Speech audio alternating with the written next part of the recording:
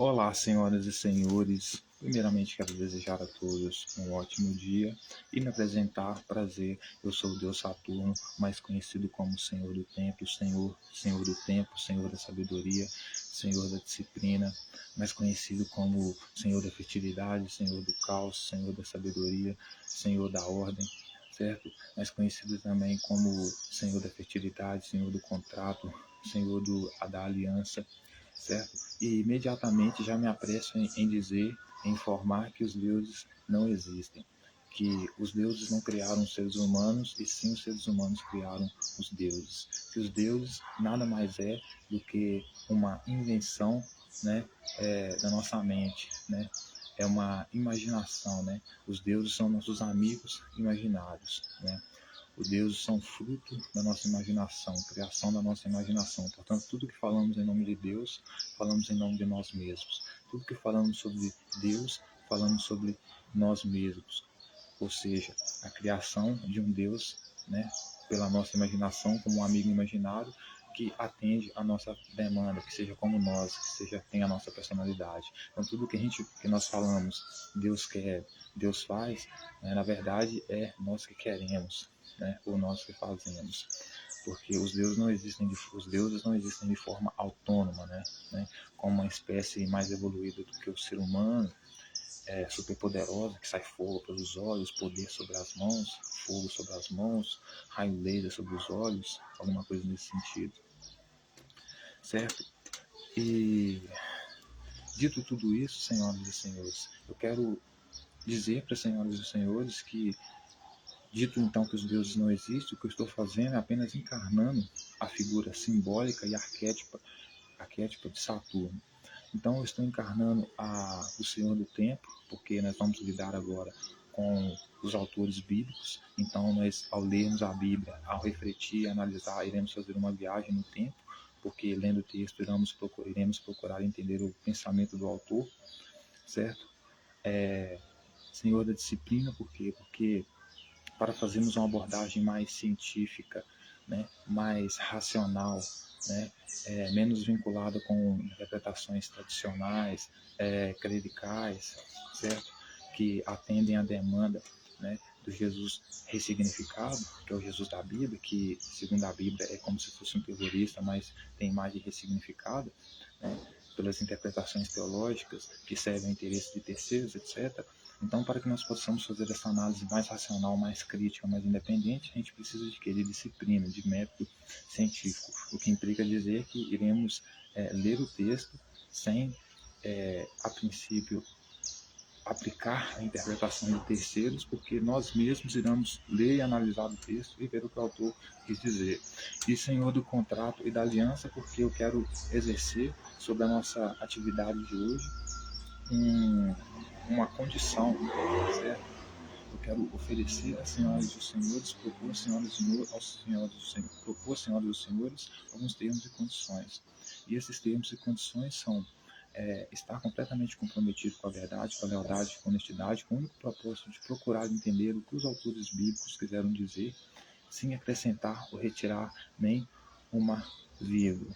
Então, como se estivéssemos tendo uma conversa com os mortos, fazendo uma viagem no tempo, lendo o que o autor de milênios atrás escreveu, para tentar entender o pensamento dele, por que ele escreveu isso, algumas coisas nesse sentido. Ter uma conversa com os mortos, digamos assim, certo? E hoje eu trouxe um texto que eu acho muito relevante. Vou acender um cigarro aqui, né, para eu poder ficar calmo. Peço para que você também fique calmo, que você fique tranquilo.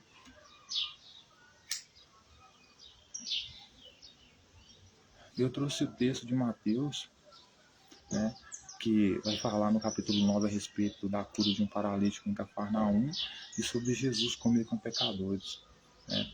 Eu tenho vivido uma situação semelhante a essa que está no texto aqui, justamente a questão do Jesus comer com os pecadores. Por quê? Porque eu me sinto, né? Eu passei por uma situação como a situação desses pecadores. Eu me sinto como esses pecadores na situação que eu passei alguns dias atrás, posso dizer assim. E por que eu digo isso? Porque, segundo a tradição judaica, né, segundo a literatura ali, a doutrina dos fariseus, as pessoas ali eram consideradas pecadoras, né? Dentro do rito religioso deles, eles tinham que matar bicho para ser perdoado dos seus pecados. Então, todo ano todo mundo matava bicho. Era uma tradição, uma doutrina, certo? Para ser perdoado dos seus pecados. Ok, coisa do povo. E eu me assemelho nesse sentido aos pecadores, segundo o que esse texto diz, porque os pecadores eram aqueles que Jesus vinha falar com eles, não no sentido de que vinha falar com eles porque eles eram pecadores, etc e tal, e que ele era humilde, etc e tal, mas ele vinha conversar com os pecadores, almoçar com os pecadores, porque ele queria converter os pecadores a seguir a sua doutrina, seguir o seu rito, né? Seguir a sua lei, né? Que é uma lei paralela à lei do Estado. Porque Jesus, se por um lado tenta perdoar pecados, ele está se colocando acima da lei dos judeus, que coloca como tradição o povo ter que matar um bicho pelo perdão dos seus pecados. Então, ou seja, Jesus ele muda a lei. Jesus ele age como um movimento faccionado, né? Como uma facção criminosa, eu poderia dizer que como uma milícia celestial. Por quê? Porque ele vem para mudar toda a ordem, né, já estabelecida.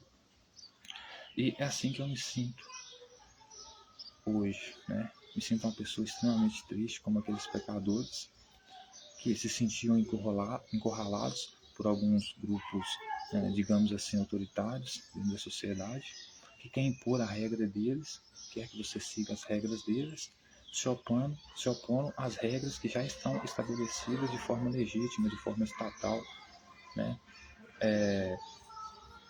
Hierárquica, se você entender melhor assim. Então eu me sinto como esses pecadores, né? Me sinto com medo de questionar, me sinto com medo de me expressar, né? Sinto como se alguém estivesse tramando a minha morte, estivesse tramando algo contra mim. Sinto como se até ontem, por exemplo, eu pudesse ir na praça da minha cidade dançar, mas no dia de hoje é como se essa realidade desaparecesse. Eu sinto com medo de ir na praça da minha cidade dançar, fazer o que eu gosto, praticar minha breakdance. Sinto medo de me expressar, sinto medo de andar, de ir e vir. Tudo por quê? Porque eu me sinto como pecador na época de Jesus, visto como pecador, como pecador, né, pelas milícias. Por quê? Porque defendo o Estado forte, o Estado maior. Né? Por quê? Justamente porque a educação que eu tive é uma educação que eu entendo as nossas condições como humanos e a nossa evolução, principalmente até chegar na sociedade que vivemos hoje contemporânea, e que só existe hierarquia, só existe sociedade se tiver Estado. Se não tiver Estado, né, não tem sociedade, não tem hierarquia. E a nossa melhor opção é viver como caçador-coletor. Então, seja o regime monárquico, seja o regime, como é que eu posso dizer, feudalista, seja ele qual for, ele é um Estado, uma forma de Estado. Porque o Estado é isso, o Estado é uma forma de hierarquia, né, que traz um poder legítimo para a sociedade. Porque você não pode viver num ambiente, numa sociedade onde todo mundo manda, onde todo mundo quer impor sua regra. Cada cidadão civil quer impor sua regra, sua doutrina sobre o outro. Né? Então o Estado ele é para o povo, ele trabalha para o povo, né? E para isso também é necessário ter o monopólio da força, ter o monopólio das riquezas, para justamente poder fazer a distribuição de renda igualitária, né? É por isso que eu também defendo o governo mundial, né? A nova ordem mundial, o governo único, né? Mundial. Por quê? Justamente porque mantendo o Estado forte, com uma boa política de Estado, né, você consegue manter a ordem dentro da sociedade, né, impedindo com que esses grupos, né, autoritários que querem impor a sua lei venham surgir e se opor contra as forças legítimas, né, cada um tentando impor sua lei, sua doutrina, etc. e tal. Então, sem Estado, né, o que nós chamamos de sociedade não existe, por quê? Porque vira uma bagunça. Então, o Estado, a existência do Estado forte é a ordem de todas as coisas. Portanto, eu sou um agente do Estado, né? Eu simplesmente morro de amores, meu coração transborda de amores. Em primeiro lugar, pelo Supremo Tribunal Federal, né? Eu amo loucamente, portanto, todos os ministros que fazem parte dele, assim como eu amo as outras instituições, como Polícia Militar, Polícia Civil, Polícia Federal. Então, eu sou um agente do Estado, a minha aliança, o meu contrato é com o Estado, é para defender o Estado, né?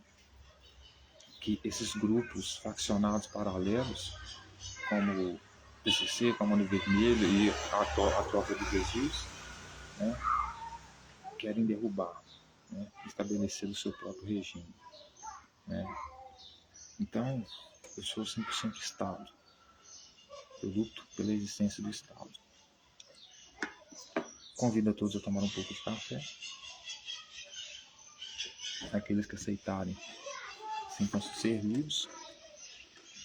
E hoje eu quero dar continuidade, então, na nossa leitura, análise e reflexão sobre o livro de Mateus, onde ele vai falar sobre a cura de um paralítico em Cafarnaum. O que quer dizer que Jesus não curou esse paralítico. E a gente vai entender por quê. Jesus não curou esse paralítico. Primeiro, porque cura não existe. E segundo, que Jesus era conhecido como enganador pelos escribas e fariseus, justamente por quê? Porque tentava levar esse tipo de enganação, né?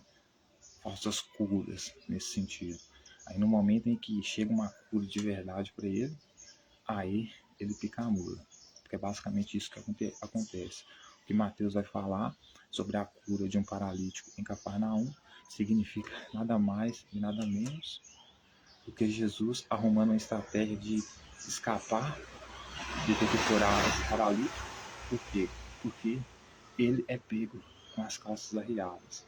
Porque ele diz que prega a cura, que traz a cura, traz a cura, e quando o pessoal leva uma pessoa que precisa de cura de verdade lá, que é um paralítico, Jesus pica a mula, como sempre fez, certo? Então, a partir do capítulo 9, a gente já vai começar a entender nos versículos anteriores, por exemplo, a partir do versículo 28, que ele vai falar da cura dos endemoniados gadarenos, a gente vai ver que Jesus foi expulso da cidade, né? A consequência final é que ele foi expulso da cidade. O povo resolveu expulsar ele da cidade, porque foi expulsar uns demônios lá, que nada mais são do que pessoas. Os demônios foram atormentar os porcos lá, da sociedade lá, matou o porco lá da sociedade lá, os porcos se suicidaram lá, a sociedade teve um prejuízo, resolveu mandar Jesus embora da cidade. Então ele foi mandado embora da cidade.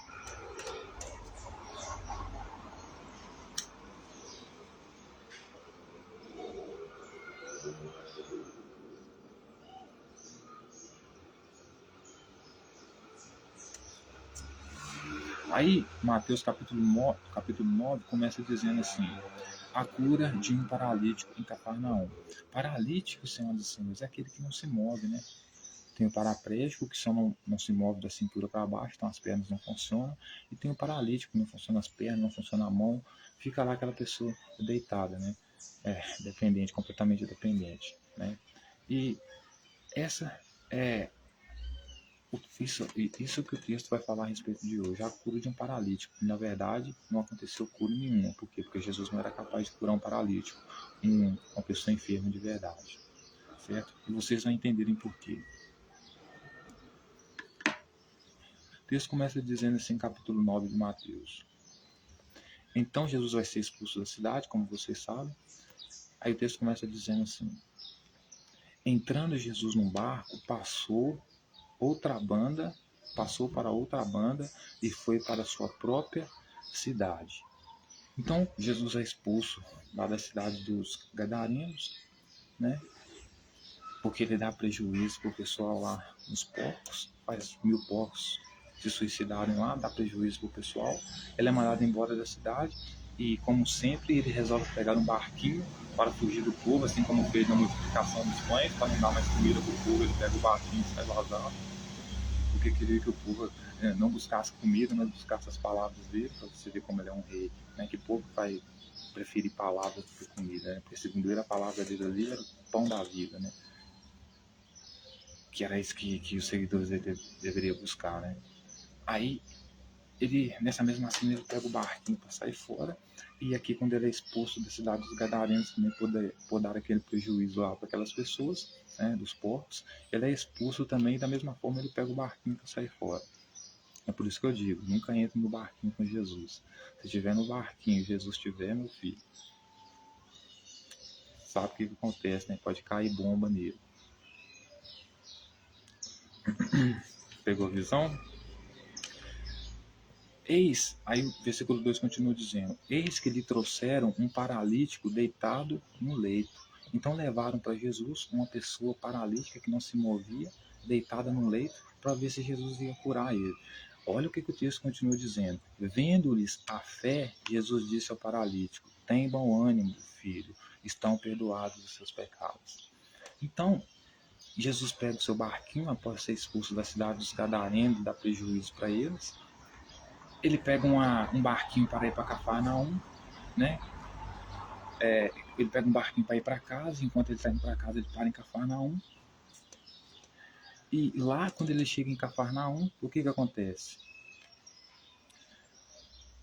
Algumas pessoas vão levar para ele um paralítico deitado no leito, ou seja, uma pessoa que não se move, né? Uma pessoa doente de verdade. E Jesus, vendo-lhes o que? A fé, ou seja, a fé que é acreditar sem ver, acreditar cegamente, sem questionar, acreditar que vai acontecer sem ter evidências, certo? Sem ter probabilidades, possibilidades.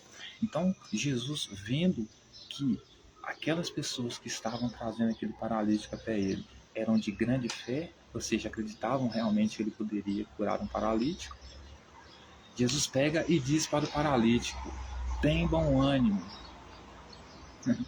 filho, estão perdoados os seus pecados. Então aqui, já, como se já não bastasse, né? Como se já não bastasse Jesus sair expulsando as pessoas do templo de Jerusalém, quebrando a ordem lá, né? Quebrando a venda, né? de recursos, né? Que era a pomba e as ovelhas para o sacrifício lá, expulsando as pessoas do templo, que eles chamam de demônio, né? Que são os cabeças, os trabalhadores. Além de fazer isso, né? Perverter a ordem nesse sentido, ele ainda dá prejuízo para a sociedade lá nos portos, entra na cidade de Cafarnaum, vê que, porque ele manda os discípulos dele pregar que ele está curando, né? Aí as pessoas, como são pobres, né, humildes, acreditam que ele está curando mesmo, que tem cura mesmo, resolve levar um paralítico, ou seja, que é uma pessoa doente de verdade, para ele curar. Aí Jesus, vendo que eles tinham muita fé, ou seja, que acreditavam sem ver, eram bobos, idiotas, né, pega e fala para eles, que fala para o paralítico que ele tem que ter bom ânimo, porque os pecados dele já estão perdoados. Ou seja, pervertendo a ordem dos judeus, né? Por quê? Porque na tradição dos judeus, Jesus não poderia perdoar pecados. Quem perdoava pecado era Yahvé, não o Pai de Jesus, o tal Espírito Santo. Então, para eles terem o pecado deles perdoado, eu tinha que seguir essa tradição todo ano, ir lá no templo, sacrificar um bicho, então os pecados deles iam ser perdoados. Então, todo ano eles faziam isso para o pecado deles ser perdoados. Matavam um bicho. Então, quando Jesus diz para eles, né, ainda mais uma pessoa paralítica, né, que os pecados dela estão perdoados, ele está pervertendo a lei. Por quê? Porque ele está se colocando acima da lei, certo? Porque, veja bem o que diz na apresentação de Jesus, lá no capítulo 2 de Lucas, versículo 22. Passados os dias da purificação dele, segundo a lei de Moisés, levaram-no a Jerusalém para apresentarem ao Senhor, conforme que está escrito na lei do Senhor. Todo primogênito ao Senhor será consagrado, e para oferecer um sacrifício segundo o que está escrito na lei, um par de rolas e 2 pombinhos. Então, o povo de Jerusalém, o povo judeu, tinha uma tradição que era a lei de matar bicho para perdão de seus pecados. Isso era a lei. Então, quando Jesus chega e diz que ele pode perdoar pecados, Ele está se colocando acima da lei de Moisés, acima da crença dos judeus, acima da tradição dos judeus, e ainda mais enganando um pessoal humilde, que tem fé, por isso é humilde, que ele pode curar o paralítico, dizendo para o paralítico que ele está perdoando o pecado do paralítico. E ele não pode perdoar pecados, porque a aliança dele de perdoar pecados corrompe a aliança verdadeira dos judeus. Ele não pode perdoar pecados. Ele não é ninguém para perdoar pecados. Né? A aliança que ele traz, né, de quebrar a lei dos judeus, se colocando acima das autoridades, como se fosse o próprio Deus, então, podendo perdoar pecados, o que está fazendo é quebrar a lei, quebrar a ordem. Né? Por isso ele é um grupo faccionado. Ele não faz parte de uma facção da milícia celestial, né, que inclui que o Espírito Santo, o Deus dele, o Pai dele. Que por isso ele quer tomar o templo de Jerusalém. Ele diz que o templo de Jerusalém é a casa do Pai dele, que é o Espírito Santo. Por quê? Porque aí, ao invés das pessoas terem que matar um bicho lá para se perdoarem dos seus pecados, elas teriam que ir lá para pedir perdão a ele dos pecados. Certo?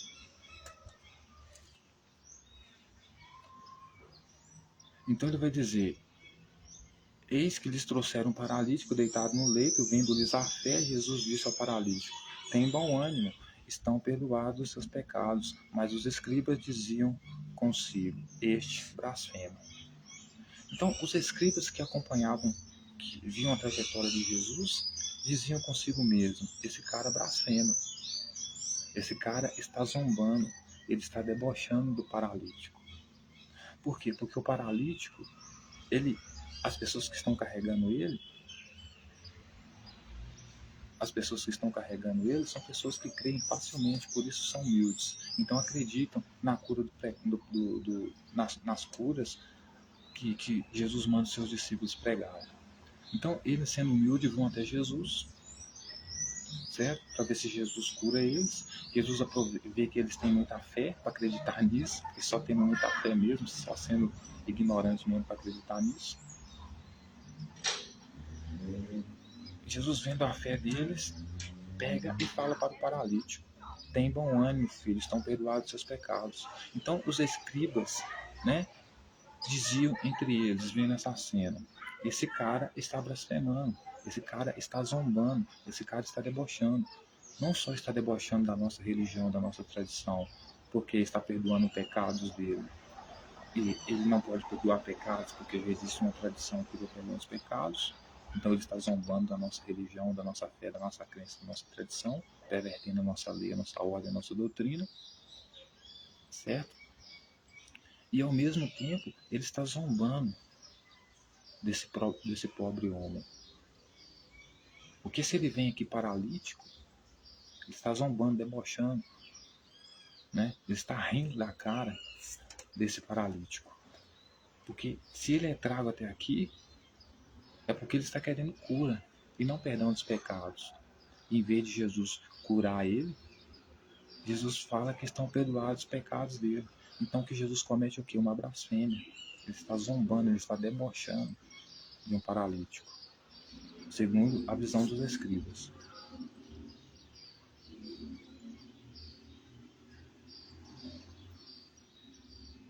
Aí o texto vai continuar dizendo no versículo 4: Jesus, porém, conhecendo-lhe os pensamentos, disse: por que cogitais mal em vossos corações?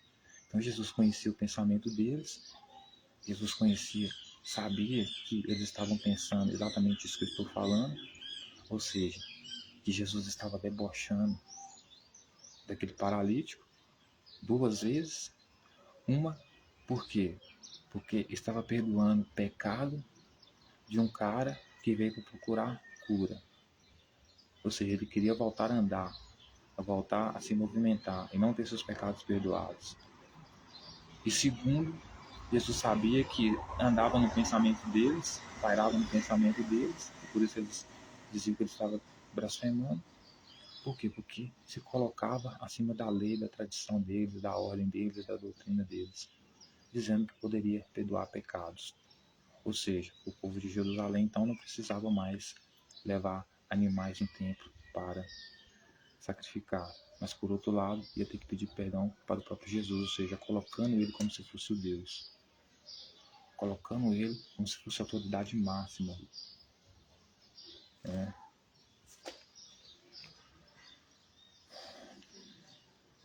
Aí ele vai dizer, olha o que Jesus vai dizer ao picareta.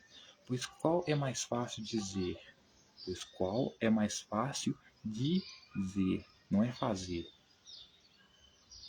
Por quê? Porque ele sabe que não tem como ele fazer a cura no paralítico.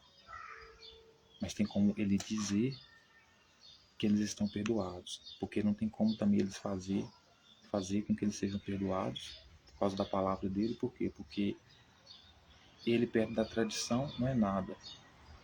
Então, as pessoas, para terem pecado perdoado, elas vão matar bicho. Não pedir perdão a ele pelos seus pecados.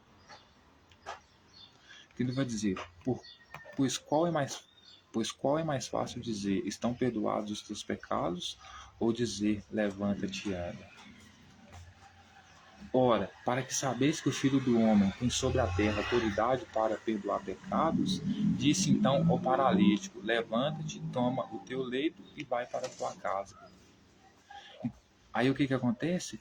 O texto vai continuar dizendo, e levantando-se partiu para a sua casa. Então, ou seja, os escribas olham para Jesus, falam para ele que ele está zombando do paralítico, porque ao mesmo tempo que não pode curá-lo, né, diz que está perdoando o pecado dele, né, e ainda diz para os escribas, o que vocês acham que é mais fácil dizer, que estão perdoados o pecado dele, ou dizer para ele levantar e andar, né? É basicamente uma pergunta retórica, né? Por quê? Porque é mais fácil dizer para ele que os pecados estão perdoados do que dizer para um paralítico levantar e andar. É óbvio que é mais fácil dizer que uma pessoa tem um pecado perdoado do que dizer para um paralítico que, biologicamente falando, cientificamente falando, não pode se mover. Certo?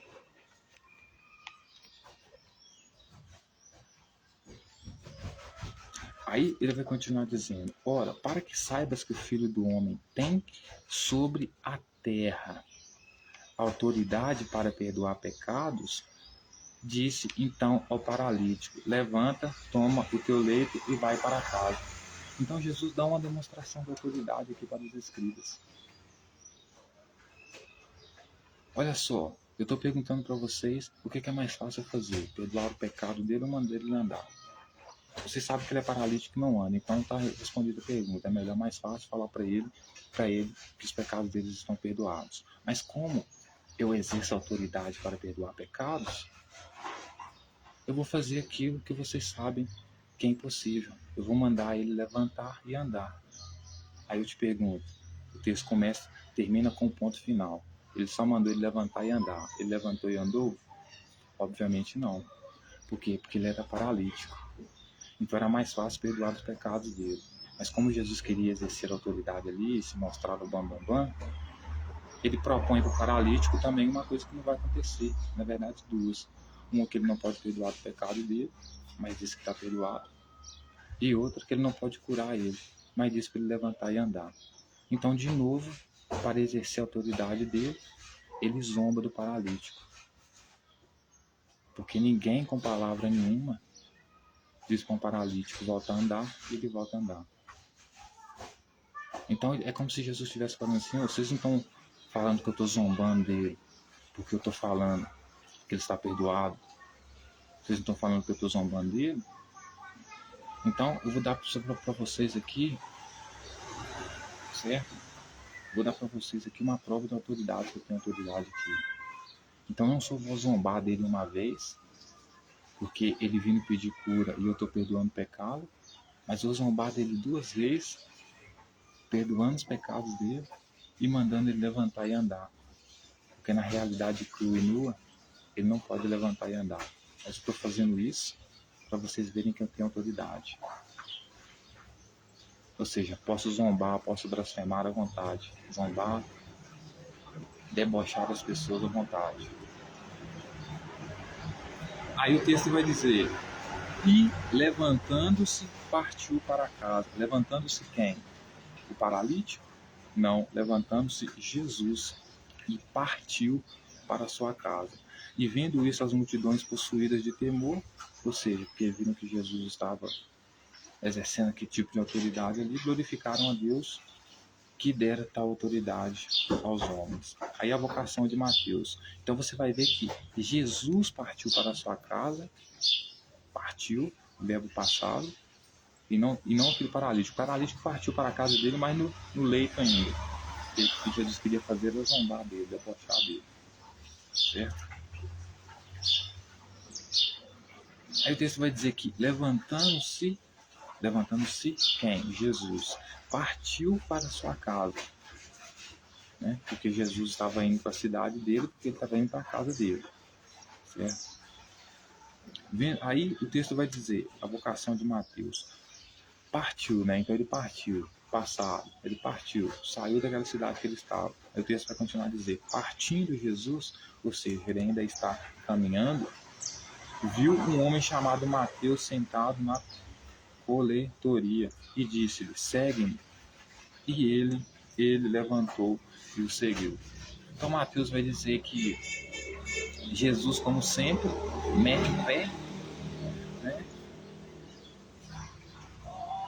Então, após mandar o paralítico voltar para sua casa, mas no leito, porque a cura do paralítico ali era perdão dos pecados, por quê? Porque fazer ele voltar a andar era impossível. Então Jesus vai, levanta e vai para sua casa, porque era isso que ele estava fazendo. Ele estava vindo para a casa dele e tocou com esse paralítico. Né? Aí olhou para ele e debochou dele. Porra, esse daí tem fé mesmo, esse daí acredita mesmo. Como é que pode sair da casa dele no leito, achando que eu vou curar ele?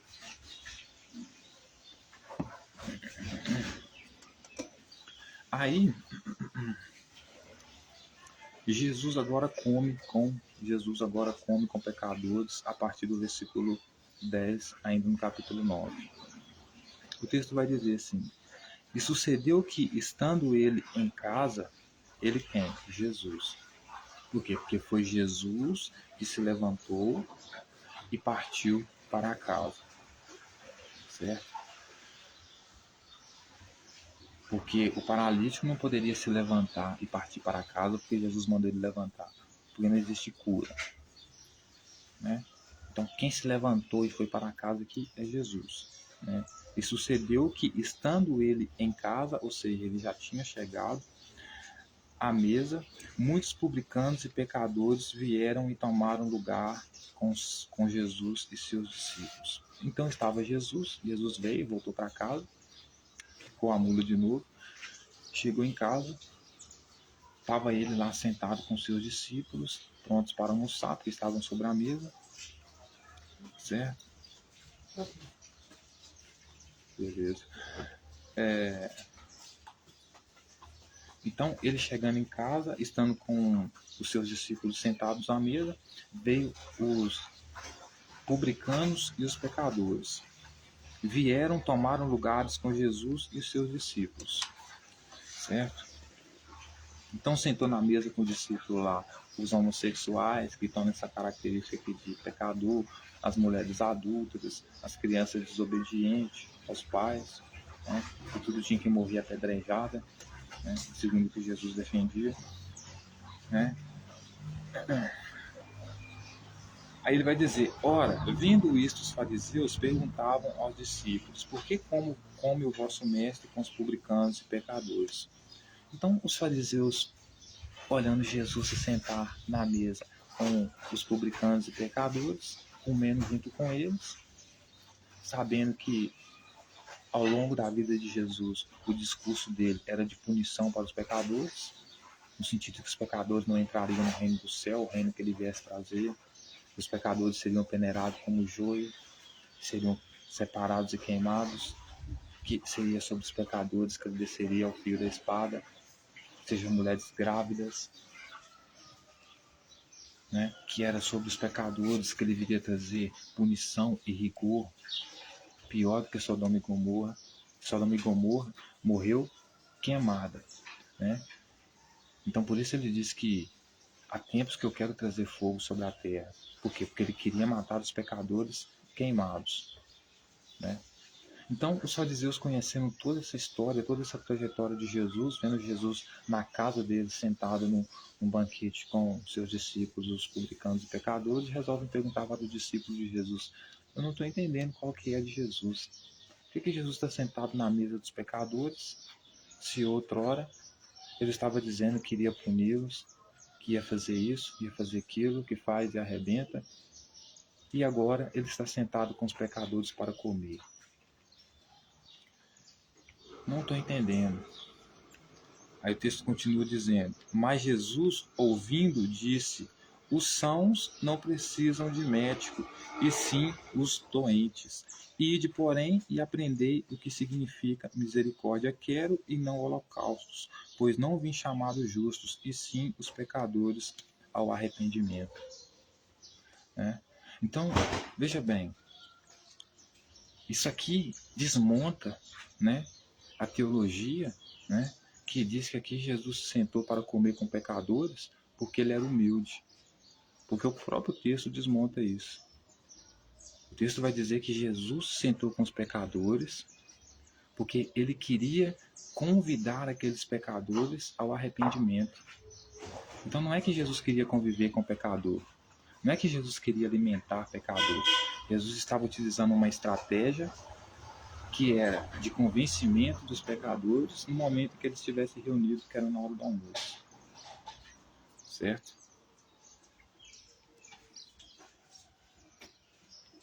Então ele vai dizer para os fariseus: vocês estão falando aí, perguntando por que eu sento com os pecadores para comer?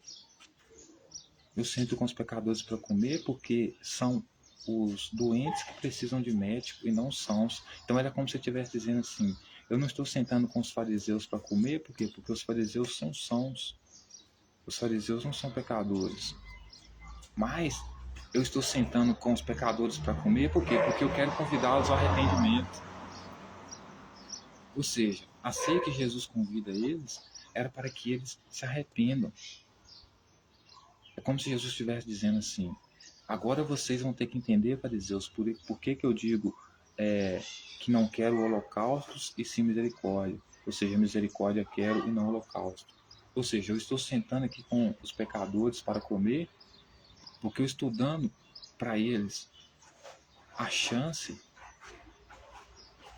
estou dando para os pecadores a chance de não morrerem na matança, no genocídio que eu vou trazer sobre Jerusalém. Inclusive, ele manda os discípulos dele comprar espadas, que ele veio para trazer, não veio para trazer a paz, para trazer a espada, vender tudo que tem, comprar espada, e diz para o pessoal de Jerusalém que estiver no monte nem voltar para casa, porque aqueles dias eram dias de terror. Né? Então, dia de terror contra quem? Contra o joio, né? Que ele chama de pecador. Então, ele está dizendo para os fariseus basicamente assim: quando eu digo para vocês que eu não quero holocausto, ou seja, eu não quero queimar pessoas vivas, eu não quero matar a espada pecadores vivos, judeus, nesse sentido, quando eu digo isso, eu estou dizendo não no sentido de que eu gosto de me sentar com pecadores porque eu sou humilde para comer. Eu estou dizendo que eu estou sentando com esses pecadores aqui para comer porque eu estou ensinando para eles que o que eu quero é misericórdia. Eu quero ter misericórdia deles, eu quero dar perdão a eles, eu quero dar amor a eles. Mas para que eu possa, eu quero dar amor a eles e não holocausto, não a matança sobre a vida deles. Mas para que eu possa dar amor e misericórdia a eles, eles precisam de arrependimento. Então Jesus só se senta com os pecadores para acusar, para chamá-los de pecador. Então você que é homossexual aí, eu estou te dando um prato de comida aqui, não é porque eu sou humilde e gosto de homossexual e vou conviver com homossexual, não. Estou te dando um prato de comida aqui, estou comendo com você aqui porque eu quero que você se arrependa de ser homossexual e pare de ser homossexual. Você que é mulher adulta, eu não estou comendo com você na mesa aqui porque eu sou humilde e almoço com as mulheres adultas, porque eu não me importo com isso, não. Eu estou comendo com você aqui porque eu estou te convidando ao arrependimento. Porque se você, né, se converter ao arrependimento, então não vai haver holocausto sobre você, né? Porque a matança que ele quer trazer em Jerusalém, né? Que é a vinda dele, do filho do homem lá, que os homens desmaiarão de terror, que até as mulheres grávidas serão passadas a espada, é um holocausto. Isso é um holocausto, são os pecadores, né? Então Jesus se senta para comer com eles, para que eles se arrependam, né? Se arrependam de que? De ser pecadores, né? Então ele se coloca como autoridade máxima.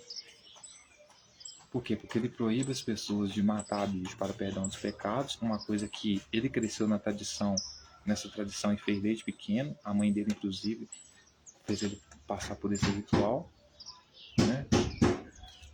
E ele agora quer se colocar acima da lei, da ordem, não só perdoar pecados, que é uma coisa que ele não poderia fazer, como também convidar pecadores a se arrepender, né, de ser o que eles são. Então, é como eu digo, né, se Jesus estivesse aqui hoje, ele seria um cidadão que defenderia a cura gay, né?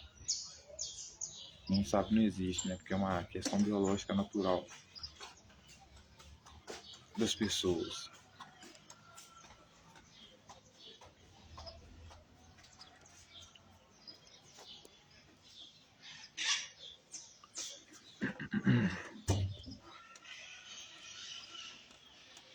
Então, assim, essas pessoas, elas eram pecadoras, né?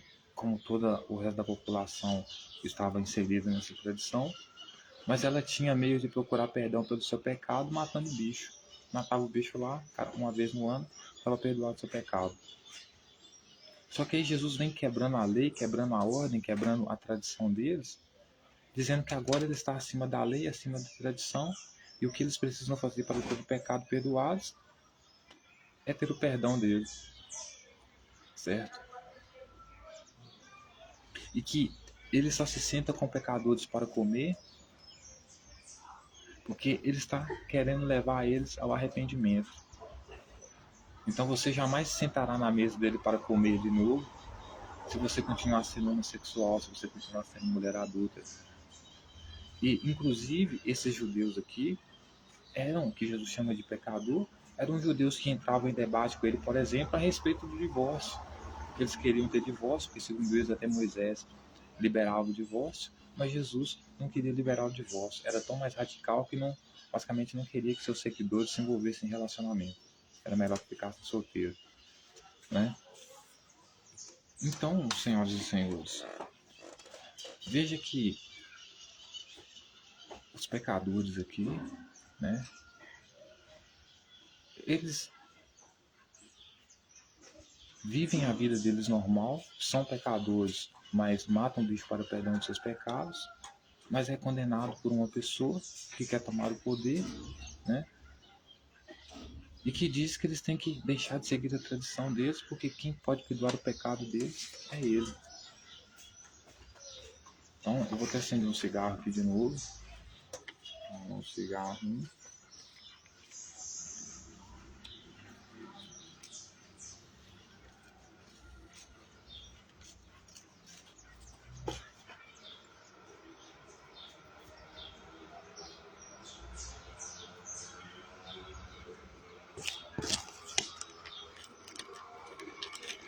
Então, senhoras e senhores,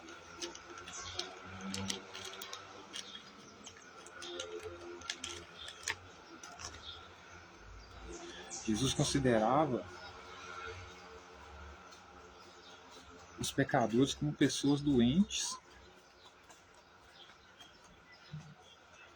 que ele podia curar, certo? Então, a doença das pessoas era o pecado dela para Jesus.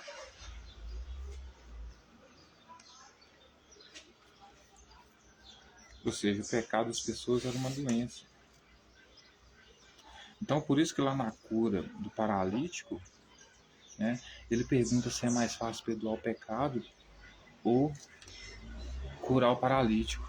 Por quê? Porque a verdadeira cura que ele propõe não é uma cura no sentido de que você é cego não vê nada, vê tudo escuro e volta a ver.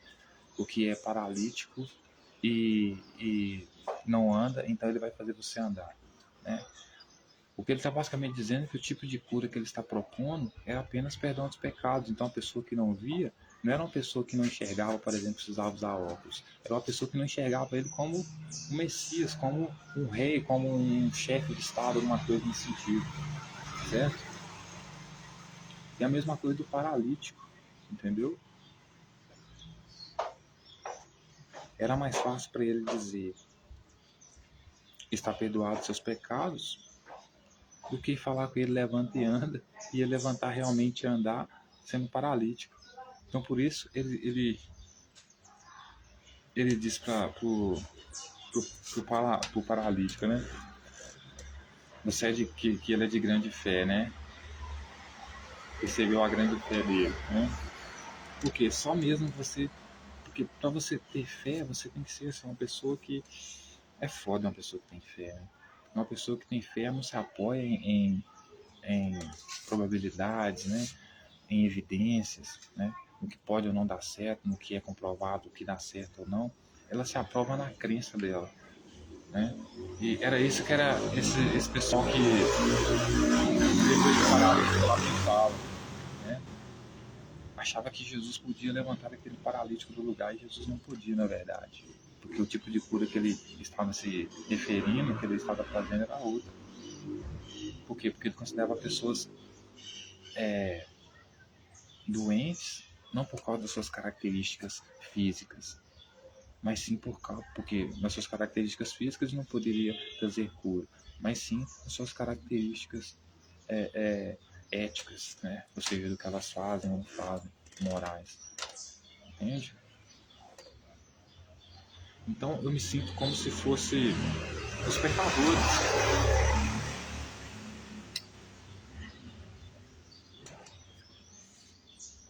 no dia de hoje, né? Que é ameaçado, corre risco de vida. Por quê? Porque não pode defender o próprio Estado. Porque se defender o Estado, as milícias que são contra o Estado podem te oprimir, te matar. Então você fica com medo de se expressar, você fica com medo de falar, você fica com medo de andar, você sente sensação de segurança total e absoluta.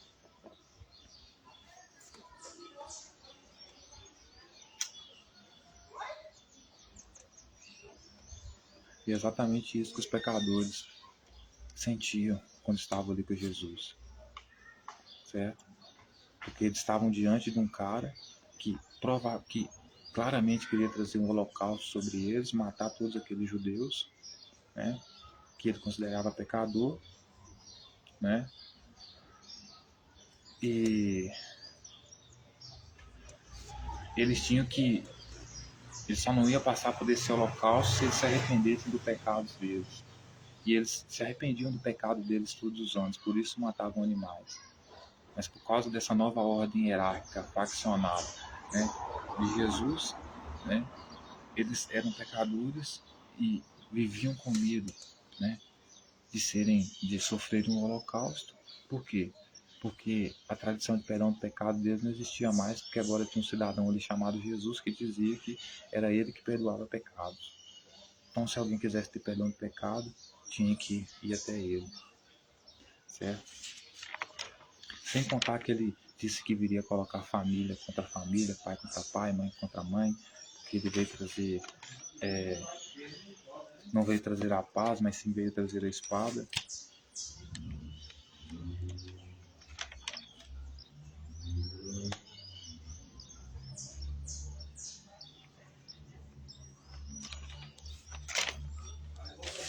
Então, senhoras e senhores, é exatamente isso que eu sinto, sabe?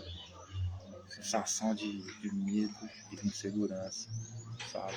Um barulho de cada carro, um barulho de cada porta fechando. Assim, você chega a viver, parece até uma paranoia, parece que as pessoas estão te vigiando, certo? E eu realmente temo muito pela minha vida, sabe? Porque tudo que eu mais quero é viver. Mas eu não quero viver num mundo onde eu tenho que apoiar esses grupos armados. Querem tomar o poder do Estado. Querem se opor ao Estado. Impor suas próprias leis, sua própria doutrina, sua própria ordem. Certo?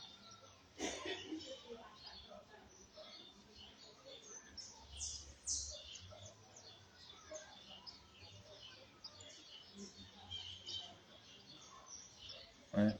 Então Jesus era um cara que ele vinha para, como ele diz nas dificuldades lá no capítulo 10 de Mateus, versículo 34, não penseis que ele vinha trazer paz à terra, né? Ou seja, ele não veio trazer paz a Jerusalém, né? Ele não veio trazer paz para os pecadores, né? Ele veio trazer o quê? A espada, né? Então eu me sinto como esses pecadores, né? Que são considerados como ele, né?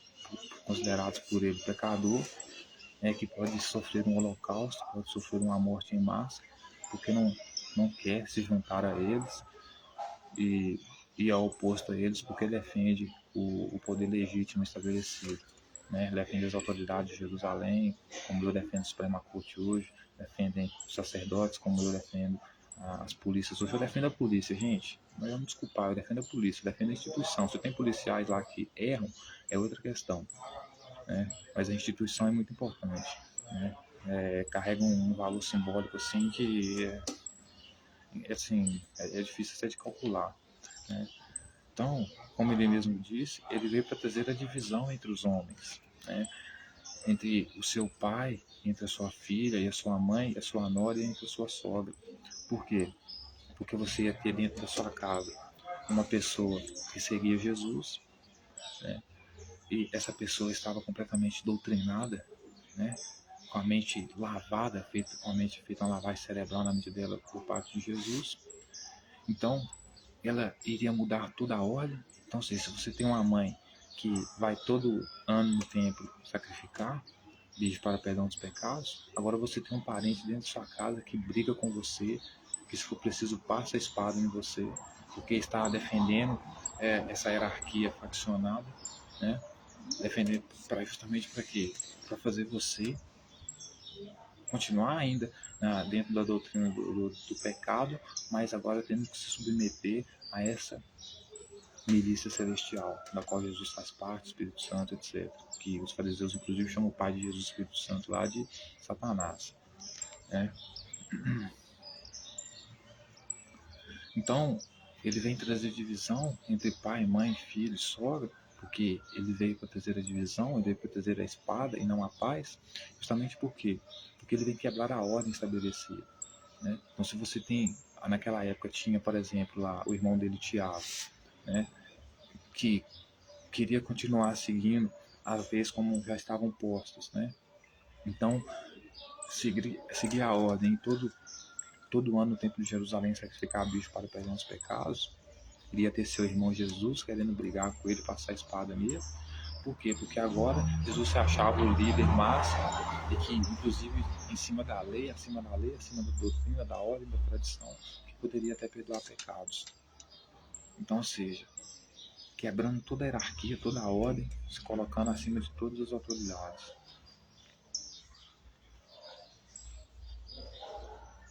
Aí ele vai dizer, né? Assim, os inimigos do homem serão os da sua própria casa.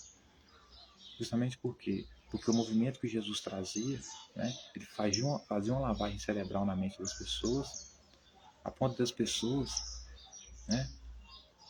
Ficarem contra o Estado, ficarem contra a ordem estabelecida, e aqueles que se oporem a eles, que não quiserem seguir esse mesmo caminho, se tornassem então inimigos deles. Então, ou seja, imagine um movimento que você vai fazer parte, né, que vai trazer como consequência para você inimizade dentro da sua própria família, né, que são as únicas pessoas que podem te ajudar no momento que você mais precisa e que na maioria das vezes são a maior base, a melhor base da nossa vida, né. Ninguém conseguiria sobreviver sem família, né. Então, assim, também já quebra aquela teologia de que Jesus é a favor da família, né. Ele é a favor de que você brigue com a sua família, considere ele a sua própria família, se submeta a ele, submeta o movimento dele. Caso contrário, você morre. Né? E para seguir o movimento dele, você tem que ser inimigo da sua mãe. Se ela se opor a você e dizer, meu filho, não faça isso, não faça parte desse movimento, você vai morrer. Né? Ou seja, você desafia a racionalidade, né? Para seguir esse movimento. Aí ele vai dizer: quem ama mais o seu pai ou sua mãe mais do que mim, não é digno de mim. Quem ama o seu filho ou sua filha mais do que a mim, não é digno de mim. Então, ele diz que quem ama mais o pai e a mãe do que ele, não é digno dele, né? Então, veja bem, você segue uma pessoa que te coloca contra a sua própria família, certo? E se você não ama essa pessoa que te coloca contra a sua própria família mais do que ela, se você não ama essa pessoa mais do que a sua própria família, essa pessoa que faz você brigar com sua família para seguir ela, então você não é digno dela. Então, ou seja, é um movimento, né, que sequestra a pessoa para esses movimentos. E quando você tem a sua mãe lúcida, como era a mãe de Jesus, que queria impedir ele, porque dizia que ele estava louco, fora de si, de falar as bobagens dele, se você tem uma mãe assim, que vê que você está envolvido num movimento criminoso e quer tentar te tirar desse movimento, e você ama mais a sua família do que esse movimento, então você não é digno desse movimento. E, inclusive, um movimento que vai te oprimir, porque não vai mudar nada, né? Porque o pecado ainda continua, né?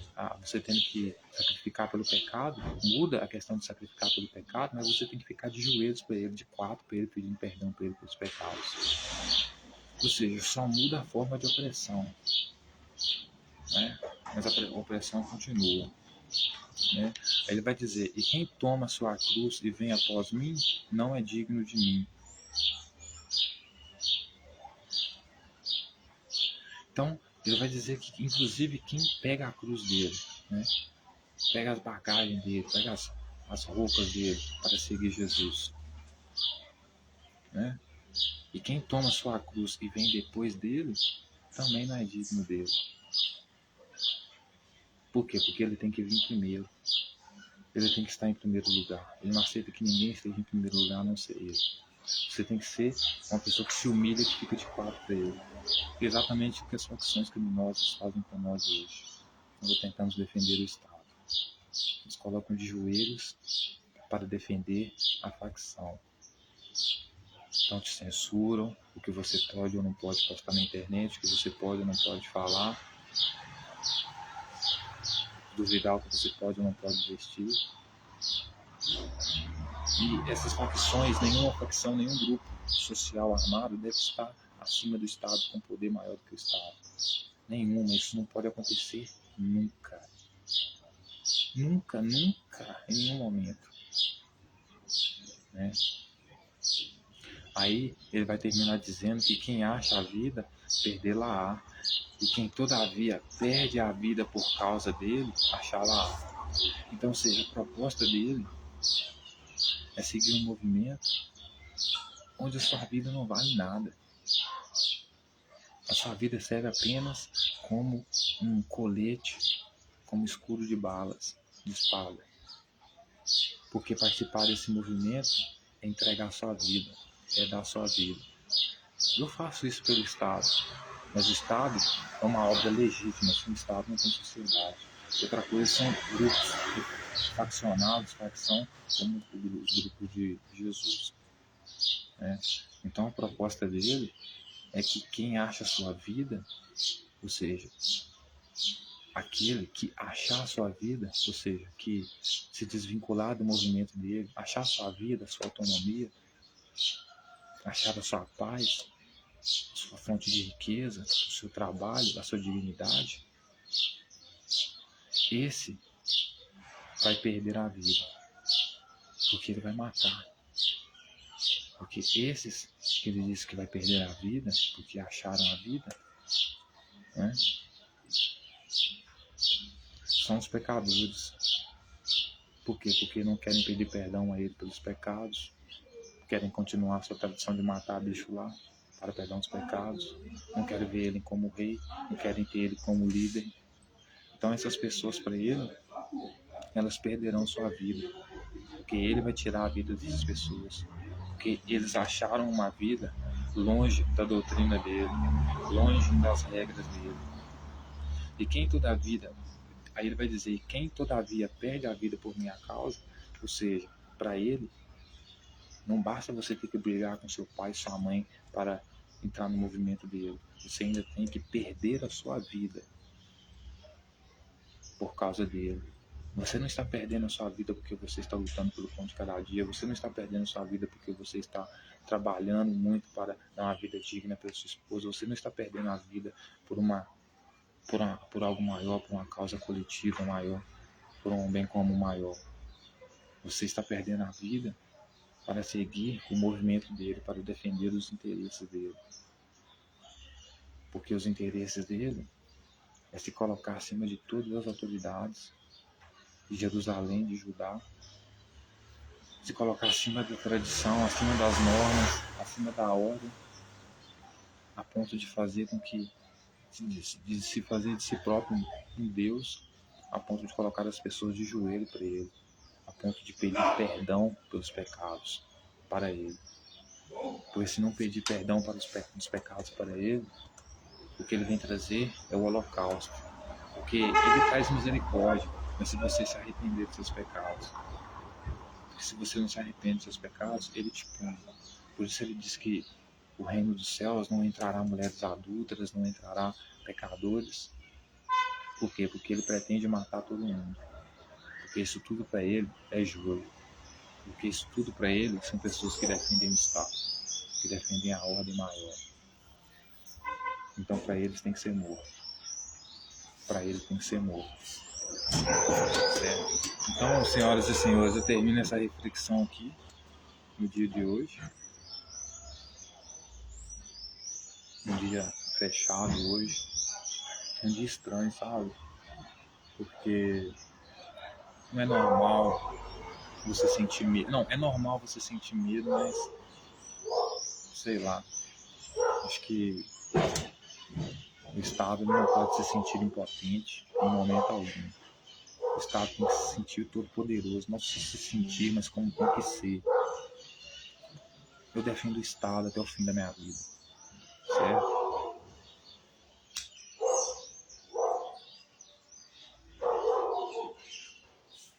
E por isso eu proponho o nosso governo mundial com a aliança entre Rússia, China e Brasil.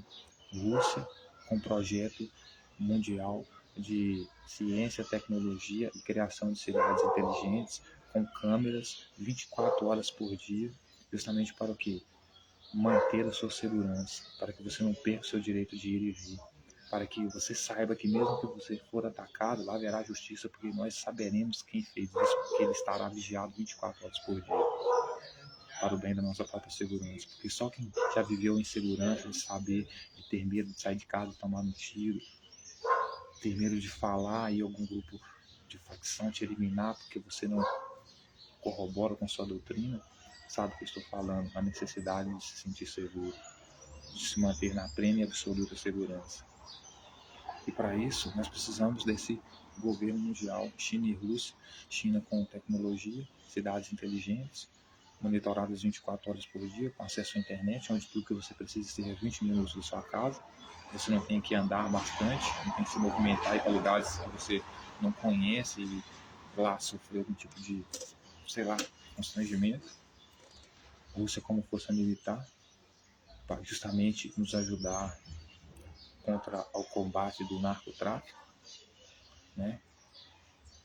Então, para isso a gente vai ter que agir com serviço de inteligência, né?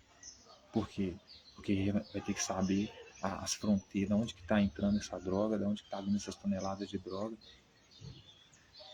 né? Brasil como potência agricultura, né? Alimentando todos os outros e fazendo essas trocas, um ajudando o outro, certo? Essa é a nossa missão. Muitos dizem que para combater facções como o Comando Vermelho, por exemplo, você não deve combater as drogas, no sentido de tomar a droga deles. Mas tem que sim, por quê? Porque a droga é a maior demanda, uma das maiores demandas da sociedade. Por isso você tem farmácia. Farmácia nada mais é do que um tráfico regulamentado. Porque tráfico de drogas, na verdade, é comércio, né? Então, como você precisa atender essa demanda porque senão alguém vai ter que atender. Você dá um monopólio para o Estado.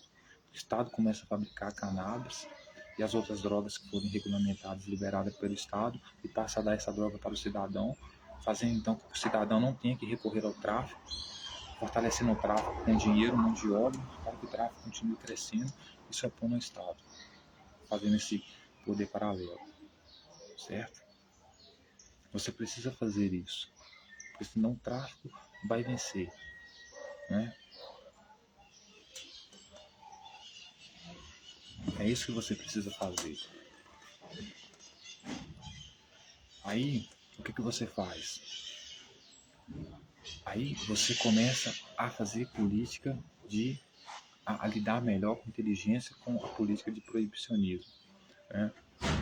Então, por quê? Porque toda vez, aí como é que você identifica como que o Comando Vermelho domina? Por quê? Porque ele trabalha com colarinho branco dentro do Estado.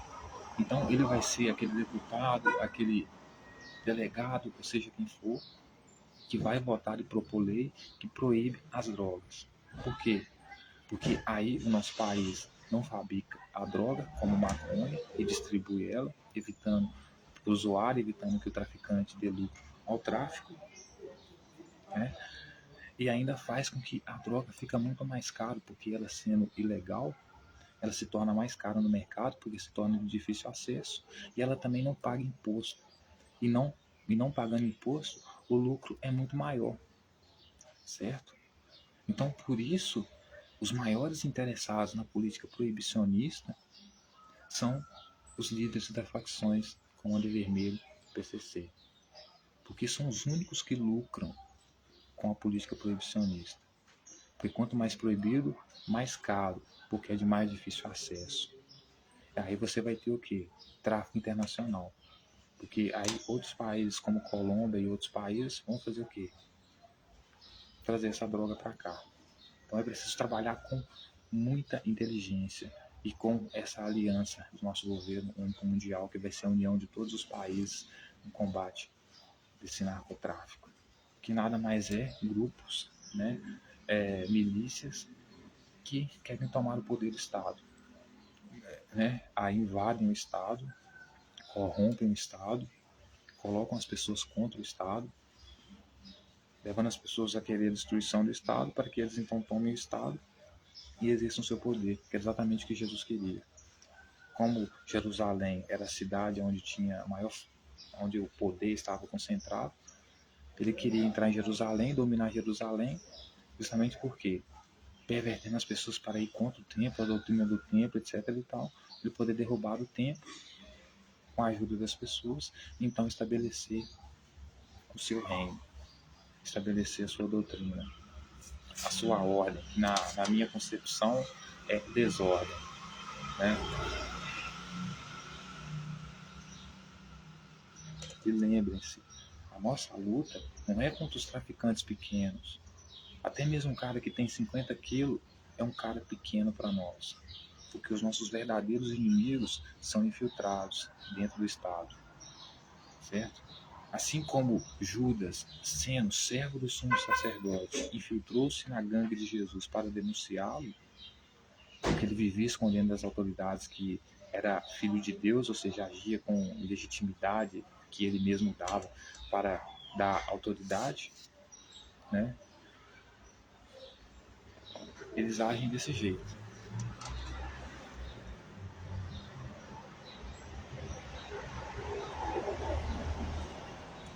destruindo o Estado por dentro.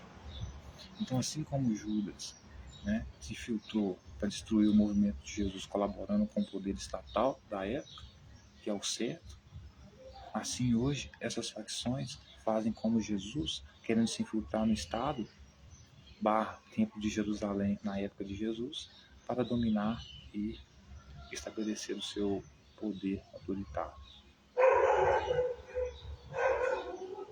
Além de zombar de paralíticos, pessoas que realmente buscavam a cura, coisa que ele não poderia dar.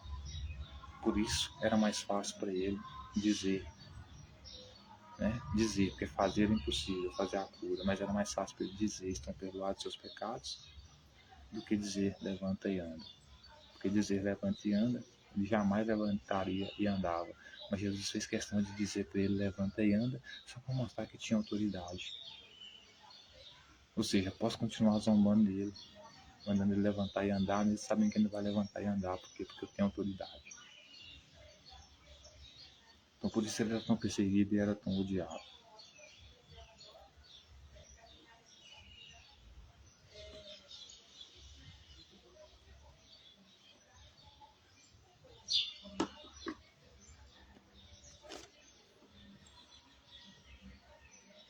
Então sejam bem-vindos à nossa nova ordem mundial, Liberté, Igualité, Fraternité. Tamo junto. Esses são os nossos símbolos maçons, né? Muita coisa que muitas pessoas não entendem, que muitas pessoas utilizam nossos símbolos como se fossem maçons. Mas nós não se identificamos só através de símbolos, mas sim através do caráter, porque nós seguimos uma filosofia de vida. Então você pode ser maçom e nunca ter entrado, fazer parte da fraternidade e nunca ter entrado, né, numa loja maçom.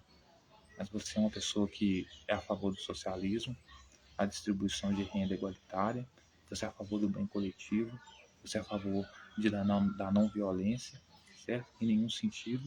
Então você já é um maçom, né? E muitos que buscam só a morte, o terror e usam nossos símbolos não são de verdadeiramente maçons, não fazem parte da nossa família, jamais fariam parte da nossa família, né?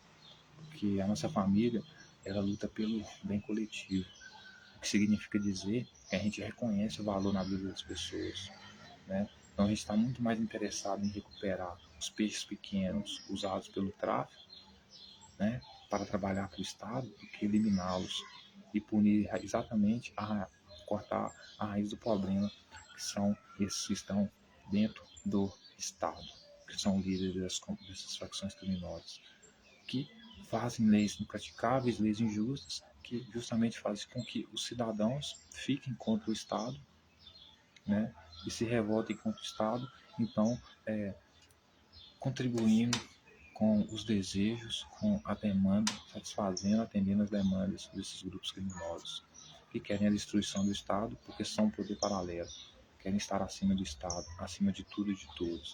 Isso nós não podemos aceitar. Então, estamos juntos. E se alguma coisa acontecer comigo, eu vou aparecer morto, eles me mataram por causa do risco que eu supostamente ofereço, mesmo não tendo armas, mas por ser um agente do Estado que contribui com o serviço de inteligência, que por sua vez é o serviço de informações, que o serviço de inteligência do Estado só existe por causa de cada cidadão que se comunica um com o outro e passa informação. Nós somos o serviço de inteligência e devemos lutar pelo Estado, defender o Estado. Sem o Estado, não tem sociedade.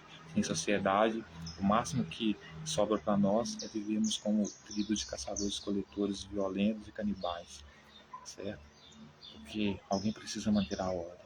E quem tem que manter essa ordem é o Estado, não grupos faccionados, né? Então, a gente precisa lutar por essas questões aí, porque é por um bem coletivo. Até mais.